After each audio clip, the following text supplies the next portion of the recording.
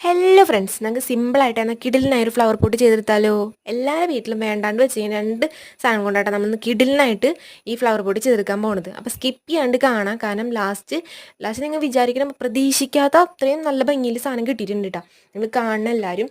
അപ്പോൾ ഈ ഒരു ബോട്ടിൽ ആ കാർബോണിൻ്റെ സൈസിൽ കട്ട് ചെയ്തെടുക്കുക. കട്ട് ചെയ്തിട്ട് അതിൻ്റെ സൈസും കാണും കറക്റ്റാണോ നോക്കിയിട്ട് വെച്ച് നോക്കാം. എന്നിട്ട് നെക്സ്റ്റ് സ്റ്റെപ്പ് എന്ന് പറയണത് ആ കാർബോണിൻ്റെ കടലാസ് നമ്മൾ ഊരിക്കൊടുക്കണം. അപ്പോൾ അത് പെട്ടെന്ന് കിട്ടാൻ വേണ്ടിയിട്ട് നമ്മൾ സ്പ്രേ ചെയ്താൽ പച്ചവെള്ളം സ്പ്രേ ചെയ്ത് കൊടുത്താൽ അത് സിമ്പിളായിട്ട് ഊരിപ്പോരും കേട്ടോ. എന്നിട്ട് നമ്മൾക്ക് ഇഷ്ടമുള്ള പശ, നിങ്ങളുടെ കയ്യിൽ ഏത് പശയാണെങ്കിൽ ആ പശ വെച്ച് ഒട്ടിച്ചു കൊടുക്കുമ്പോൾ ഒന്ന് ശ്രദ്ധിക്കുക, അത് ടൈറ്റായിട്ട് ഒട്ടിച്ചു കൊടുക്കാൻ നോക്കുക. ലൂസ് ആവരുത്, ടൈറ്റായിട്ട് ഒട്ടിച്ചു കൊടുക്കുക. അപ്പം ഞാനിവിടെ ഗ്ലൂ ഗൺ വെച്ചിട്ടാണ് ഒട്ടിച്ചു കൊടുത്തത്.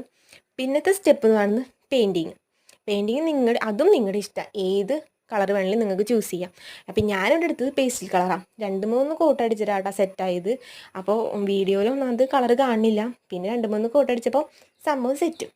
അപ്പോൾ അല്ലേ ഗേസ് ഞാൻ ആ സത്യം മനസ്സിലാക്കിയത്. ഫ്ലവറില്ലേ ഗേസ്, സാരില്ല, സെറ്റാക്കാം. അപ്പുറത്തേക്കിന് ആ ഫ്ലവർ ഉണ്ടല്ലോ, അതെടുത്ത് അതിൽ കുത്തിരി വയ്ക്കാം. സൂപ്പർ, കാണാൻ നല്ല ഭംഗിയുണ്ട് ഗേസ്. വിചാരിച്ചതിനേക്കാളും സൂപ്പറായിട്ട് കിട്ടിയിട്ടുണ്ട് സംഭവം. അപ്പം ഇനി ആരും പുറത്തുനിന്ന് 150-250 കൊടുത്തൊന്നും ഫ്ലവർ പോട്ട് മേടിക്കേണ്ട യാതൊരു ആവശ്യമില്ല. നമുക്ക് വീട്ടിൽ കളയാൻ വെച്ച സാധനം കൊണ്ട് തന്നെ കിടിലനായിട്ട് ഫ്ലവർ പോട്ട് ഉണ്ടാക്കാം. നല്ല പിൻട്രസ്റ്റ് ലുക്കൊക്കെ ഉണ്ട് ഗൈസ്, നല്ല രസമുണ്ട് കാണാനായിട്ട്. അപ്പോൾ ഞാൻ ഇവിടെ 2-3 ഫോട്ടോ കൊടുക്കാം, നിങ്ങൾ തന്നെ കണ്ടിട്ട് പറയിട്ടാ. ഇഷ്ടമായെങ്കിൽ ലൈക്ക് ചെയ്യുക, ഷെയർ ചെയ്യുക, സബ്സ്ക്രൈബ് ചെയ്യുക.